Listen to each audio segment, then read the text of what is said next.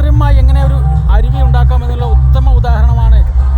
ഒരു ചാല് കീറുക, ചാറ് കീറിയതിന് ശേഷം ഇതേപോലെയുള്ള ഉരുളൻകല്ലുകൾ ശേഖരിച്ചു കൊണ്ടുവരിക. എന്നിട്ട് മുകളിൽ ഇതേപോലെയുള്ള പൈപ്പ് ടാങ്ക് ഫിറ്റ് ചെയ്യുക. എന്നിട്ട് അവിടെ നിന്നും വെള്ളം വരുത്തുക. അങ്ങനെ ചെരിഞ്ഞ പ്രതലമാകുമ്പോൾ ഈ കല്ലിലൂടെ ഈ വെള്ളം സഞ്ചരിച്ച് ഇതൊരു മനോഹരമായ ചോലയായി മാറുന്നതാണ്. ഇതാണ് കൃത്രിമമായി ഉണ്ടാക്കുന്ന ചോല. അതിന് പ്രധാനമായും ഈ ഉരുളൻകല്ലുകൾ നിർബന്ധമാണ്. എന്നെങ്കിൽ മാത്രമേ ഈ കൃത്രിമമായ ചോല ഉണ്ടാക്കാൻ കഴിയുള്ളൂ. വെള്ളം ധാരാളം ഇതിനാവശ്യമുണ്ട്.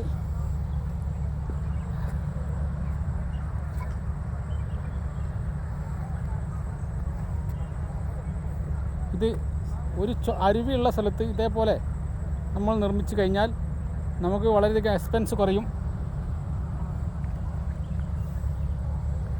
അപ്പോൾ ഈ ഉരുളൻകല്ലുകളാണ് ഇതിനെ മനോഹരമാക്കുന്നത്.